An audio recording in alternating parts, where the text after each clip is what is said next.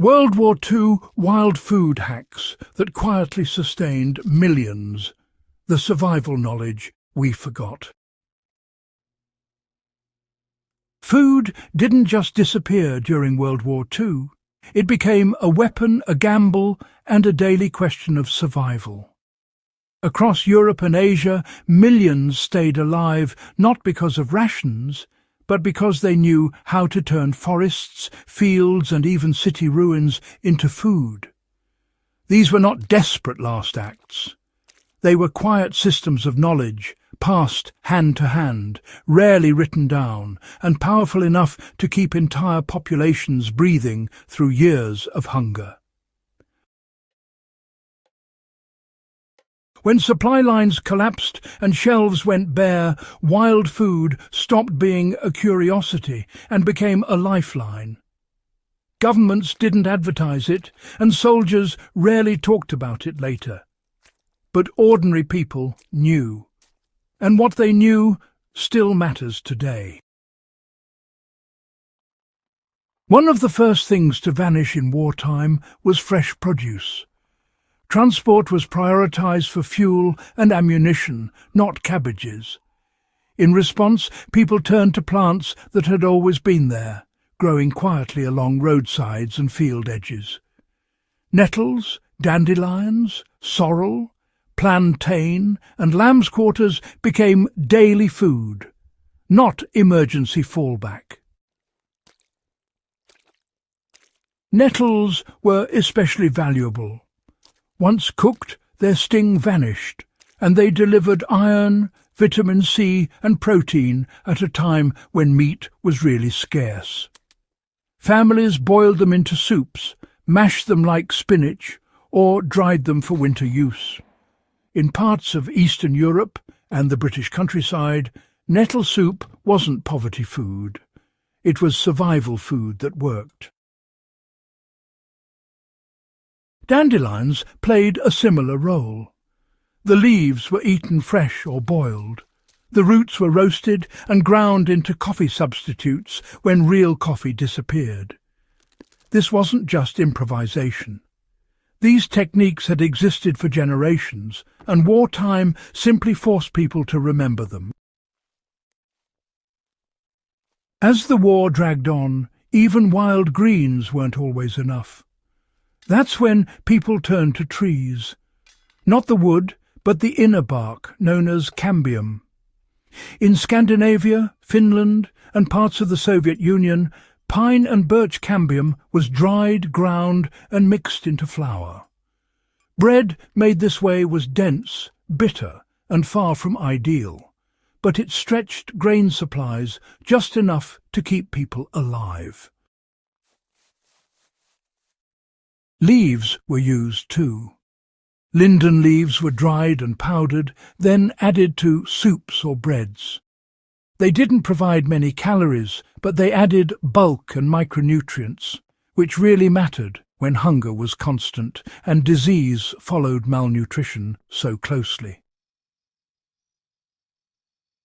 This was not reckless eating.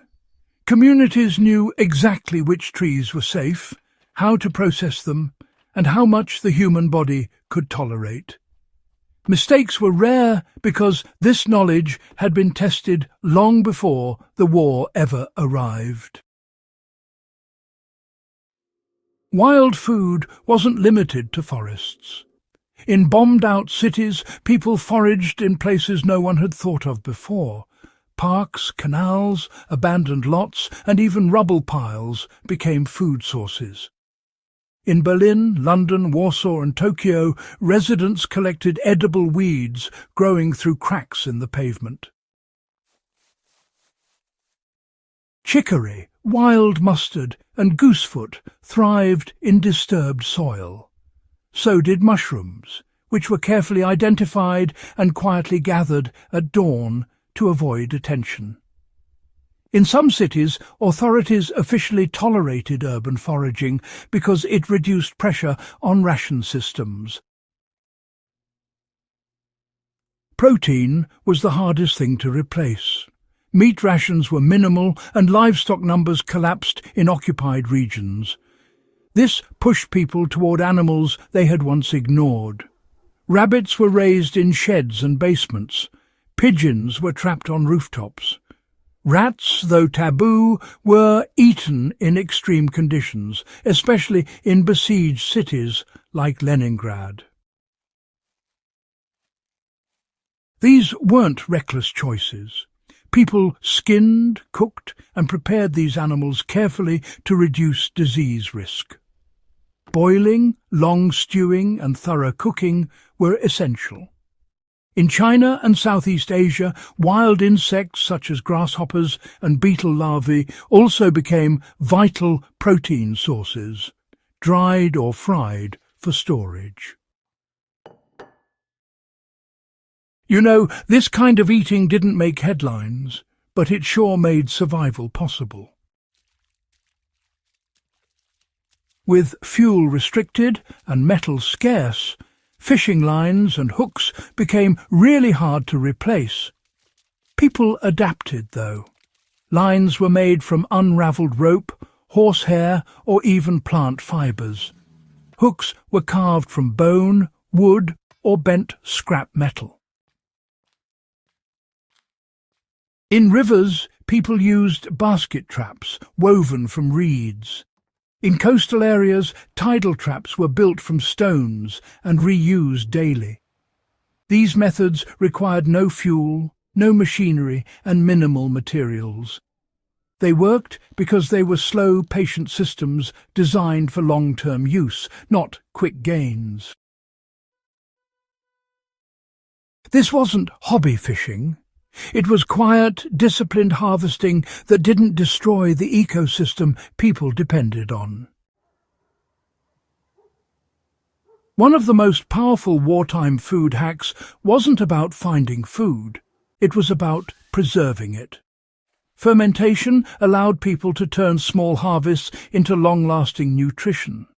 Sauerkraut, fermented turnips, kimchi-style vegetables, and sour soups were everywhere. Fermented foods required only salt, thyme, and basic containers.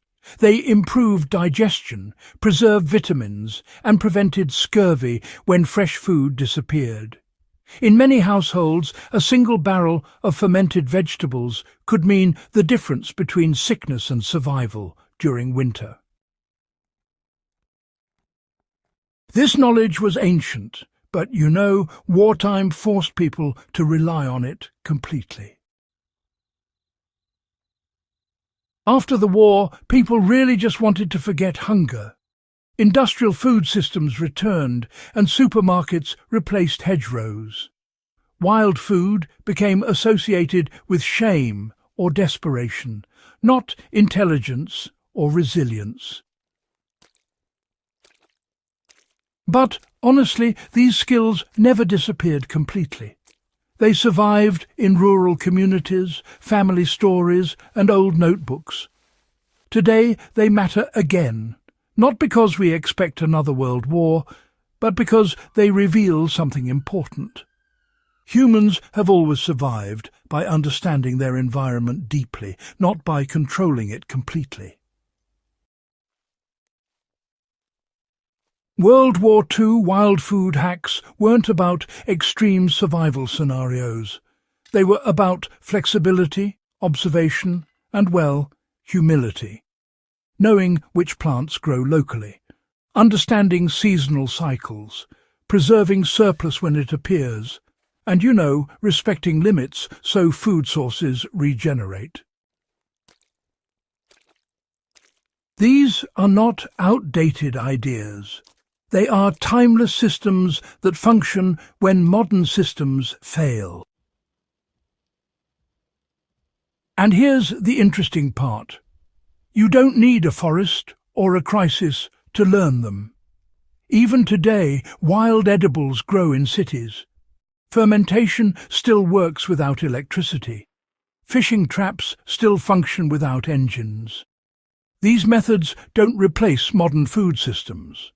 They quietly support them, just like they once supported millions during the darkest years of the 20th century. World War II didn't invent these skills. It simply reminded humanity how powerful they are.